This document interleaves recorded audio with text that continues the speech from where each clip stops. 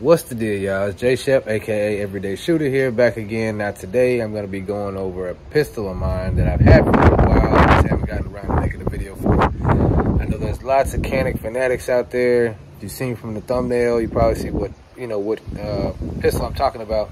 It's the TP9 Elite Combat from Canik.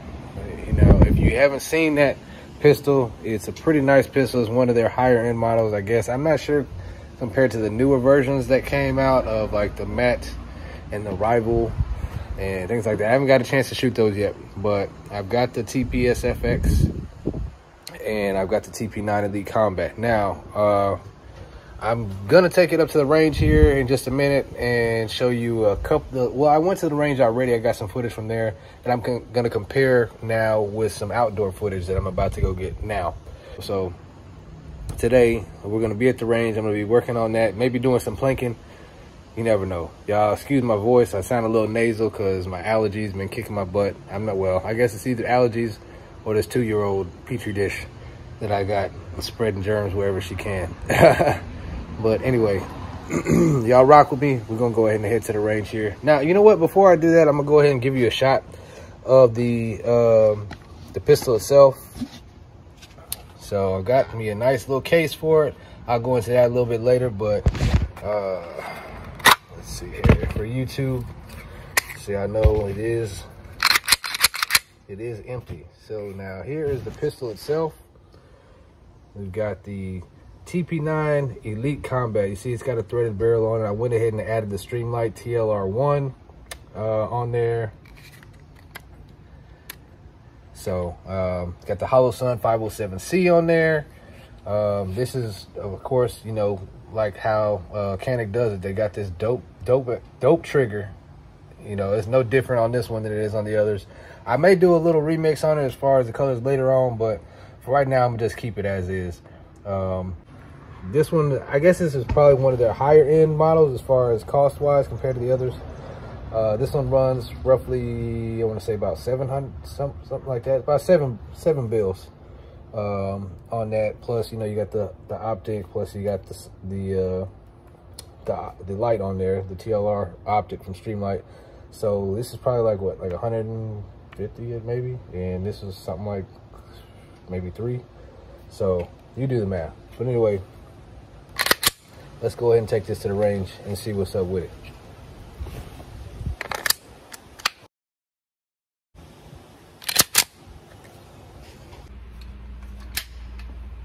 All right, so we started at the indoor range where I could, you know, go from a couple of different varying distances. I started at about 7, and I went to 10, and I went to 15. I even went out to 25 on it. Did them at, you know, varying speeds. I used a couple of different types of ammo. I used a polymer round. Let's see what else. I used just some regular full metal jackets from Winchester, and I used some, I believe it was some Aguilar 9mm full metal jackets as well, just to try to see if I get any misfeeds, any jams, anything like that. If you take a look at it, the recoil wasn't that bad.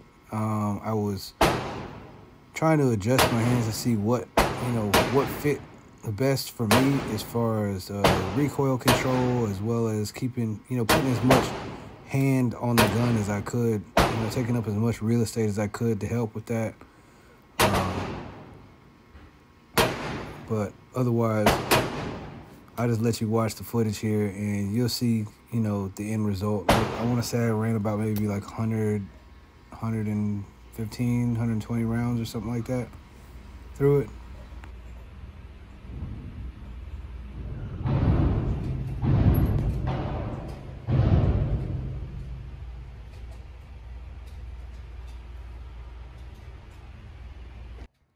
All right, so as I mentioned before, I use the TP9Sfx to compare it to.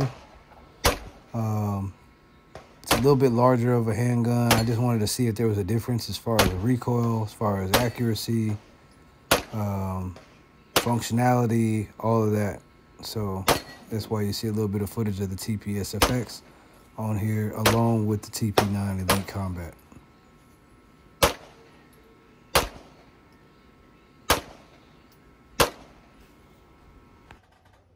Now, if you were watching me just a second ago shooting the TP9Sfx, you'll notice now on the Elite Combat that my hands have a little bit less real estate to work with, and they're kind of barely hanging off the end there.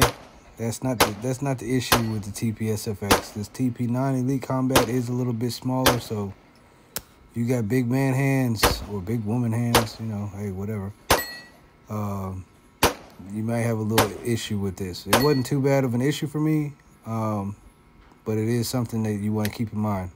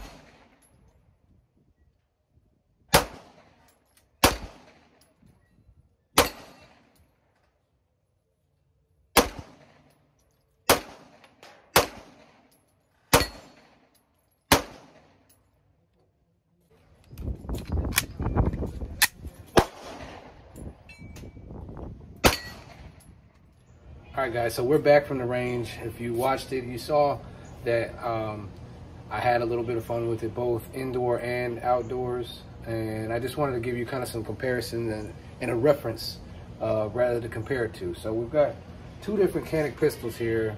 Got the TP9 SFX, which has the ported barrel. I believe it's like a 5.2-inch barrel on that.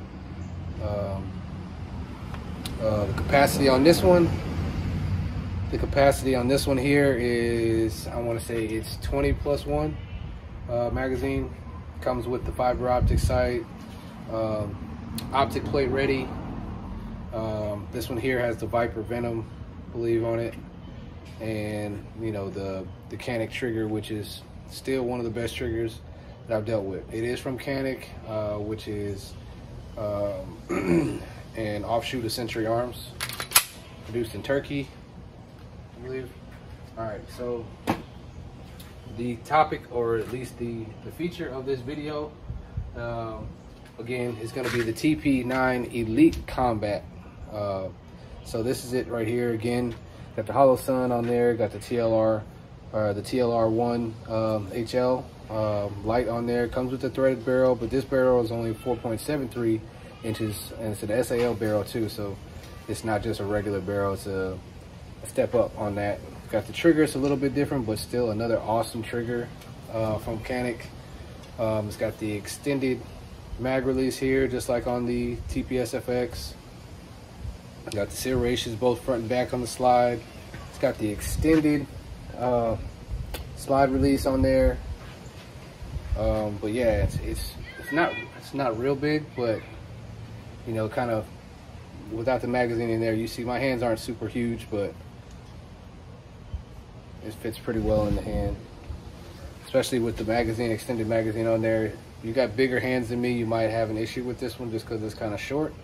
But if you're medium to small hands, well, I would say on the short side of large hands, because my hands aren't little. But again, like I said, if your hands are bigger than mine, you're just a big guy, this may be a little short for you.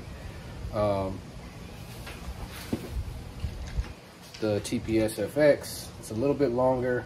As you saw from the dimensions, you'll see here.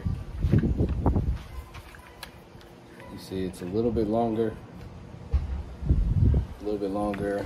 It's a little bit skinnier though, actually. The TP9Sfx is a little bit skinnier than the TP9 Elite Combat. So a little bit longer, a little bit skinnier, longer barrel. So it's just a little bit harder to carry as a concealed weapon. But again, if you're a big guy, you wouldn't have any problems with that. I can carry it concealed too. It's kind of large. So I don't have a holster for it yet that'll really do it justice. So I may, eventually go ahead and invest in a holster that will allow me to carry this concealed. But for right now, this is going to be my EDC going forward. Got a nice holster for it. I'll probably do a video on that too, from Legacy Firearms. But if you saw from the video, you saw that the recoil was minimal. Muzzle flip wasn't that bad on this. It's definitely got a nice trigger on it, nice reset. And you didn't notice already, there is no magazine, so obviously it's it's an empty weapon. But just for YouTube, let me go ahead and set your minds at ease. But yes, this is an unloaded weapon, no magazine, no rounds in the chamber. But yeah, so as far as what would I grade this, maybe on a 1 to 10. For the price, affordability, for their higher end model, $700 is, for a higher end model is not that much. It's still a relatively budget friendly gun. So for that, I give it A+ marks. For it's got they both have the rails, in case you want to add any kind of lights or anything like that. They both come optic ready, basically match ready if you're into that kind of stuff. So again, Canik has not missed the mark on this one. I am definitely becoming more and more enamored with Canik with every one of these pistols that I've tried. I may have to try the Mete or the Rival next. You never know. But yeah, so as far as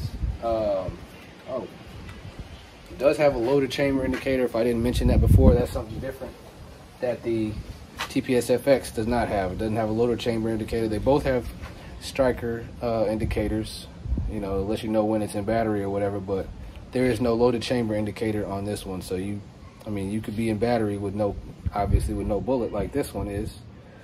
But this one here, this little, see that little ledge right there? Let me see. This little piece right here, if you have something in there, this is gonna stick up, so it'll let you know that there's something in the chamber. If you didn't know that, now you know. But anyway, this one also, striker indicator. See, I don't know if you can see there it is. Yep. So got the hollow sun in there.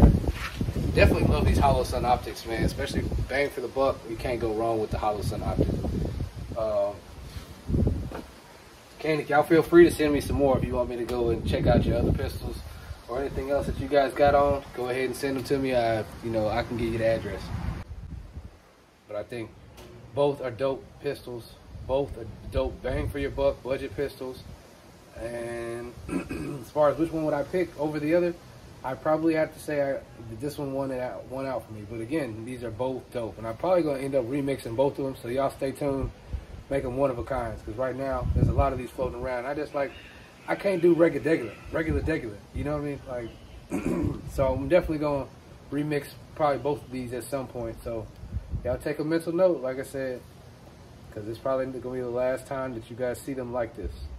All right, so from the two differences that you saw, at least from the indoor and the outdoor, I probably shot a few more rounds indoor than I did outdoor, but they were from varying distances. I want to say it was between 7 to 10 to 15, even 25. I did a few.